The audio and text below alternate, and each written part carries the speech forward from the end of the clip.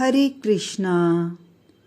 गीता महात्म्यम अध्याय 4। श्री भगवान कहते हैं, प्रिय, अब मैं चौथे अध्याय का महात्म्य बतलाता हूँ। सुनो। गंगा के तट पर वाराणसी नाम की एक पुरी है।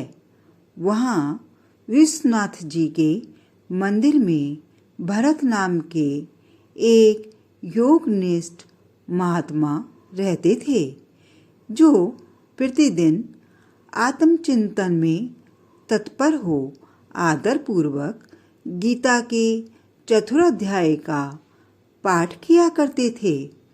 उसके अभ्यास से उनका मन निर्मल हो गया था। वे सर्दी गर्मी आदि द्वंद्वों से कभी व्यथित नहीं होते थे। एक समय की बात है, वे तपोवन नगर की सीमा में स्थित देवताओं का दर्शन करने की इच्छा से भ्रमण करते हुए नगर से बाहर निकल गए। वहाँ बेर के 2 वृक्ष थे। उन्हीं की जड़ में वे विश्राम करने लगे। एक वृक्ष की जड़ में उन्होंने अपना मस्तक रखा था और दूसरे वृक्ष के मूल में उनका पैर टिका हुआ था। थोड़ी देर बाद जब वे तपस्वी चले गए, तब बेर के दोनों वृक्ष 5-6 दिन के भीतर ही सूख गए। उनमें पत्ते और डालियां भी नहीं रह गईं। तत्पश्चात वे दोनों वृक्ष कहीं ब्राह्मण के घर में 2 कन्याओं के रूप में उत्पन्न हुए। वे दोनों कन्याएं जब बढ़कर 7 वर्ष की हो गईं, तब एक दिन उन्होंने दूर देश से घूमकर आते हुए भरत मुनि को देखा। उन्होंने देखते ही वे दोनों उनके चरणों में पड़ गईं और मीठी वाणी में बोली, मुनि, आपकी ही कृपा से हम दोनों का उद्धार हुआ है। हमने बेर की योनि त्याग कर मानव शरीर प्राप्त किया है। उनके इस प्रकार कहने पर मुनि को बड़ा विस्मय हुआ। उन्होंने पूछा, पुत्रियों, मैंने कब और किस साधन से तुम्हें मुक्त किया था? साथ ही यह भी बताओ कि तुम्हारे बेर होने के क्या कारण हैं, क्योंकि इस विषय में मुझे कुछ भी ज्ञान नहीं है। तब वे कन्याएं पहले उन्हें अपने बेर हो जाने का कारण बतलाती हुई बोली, मुनि, गोदावरी नदी के तट पर छिन्नपाप नामक एक उत्तम तीर्थ है, जो मनुष्यों को पूर्ण प्रदान करने वाला है। वह पावनता की चरम सीमा पर पहुंचा हुआ है। उस तीर्थ में सत्यतपा नामक एक तपस्वी बड़ी कठोर तपस्या कर रहे थे। वे ग्रीष्म ऋतु में प्रज्वलित अग्नियों के बीच में बैठते थे। बारिश के समय में जल की धाराओं से उनके सिर के बाल सदा भीगे रहते थे, तथा जाड़े के समय में जल में निवास करने के कारण उनके शरीर में हमेशा रोंगटे खड़े रहते थे। वे बाहर से भीतर से सदा शुद्ध रहते, समय पर तपस्या करते तथा मन और इंद्रियों को संयम में रखते हुए परम शांति प्राप्त करके आत्मा में ही रमण करते थे।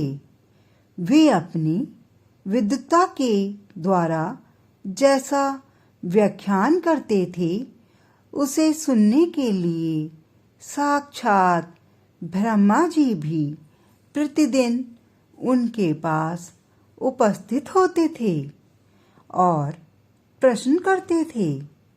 ब्रह्मा जी के साथ उनका संकोच नहीं रह गया था, अतः उनके आने पर भी वे सदा तपस्या में मग्न रहते थे।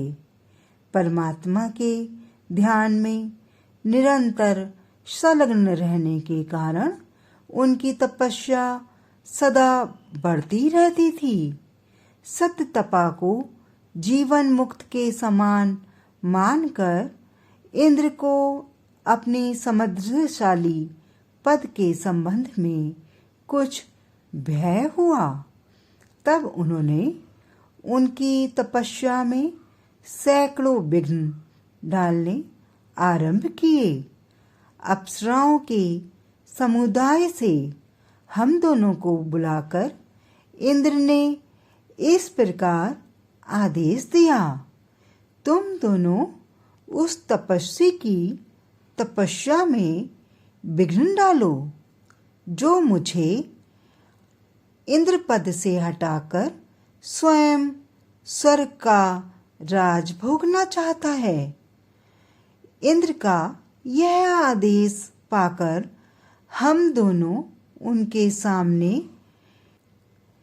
से चलकर गोदावरी के तीर पर, जहाँ वे मुनि तपस्या करते थे, आईं। वहाँ मंद और गंभीर स्वर से बजते हुए मृदंग तथा मधुर वेणुनाद के साथ हम दोनों ने अन्य अप्सराओं सहित मधुर स्वर में गाना आरंभ किया। इतना ही नहीं, उन योगी महात्मा को वश में करने के लिए हम लोग स्वर, ताल और लय के साथ नृत्य भी करने लगीं। बीच बीच में जरा जरा सा अंचल खिसकने पर उन्हें हमारी छाती भी दिख जाती थी। हम दोनों की उन्मत्त गति काम भावना को जगाने वाली थी, किंतु उसने उन निर्विकार चित्त वाले महात्मा के मन में क्रोध का संचार कर दिया। तब उन्होंने हाथ से जल छोड़कर हमें क्रोधपूर्वक श्राप दिया, अरे तुम दोनों गंगा जी के तट पर बेर के वृक्ष हो जाओ।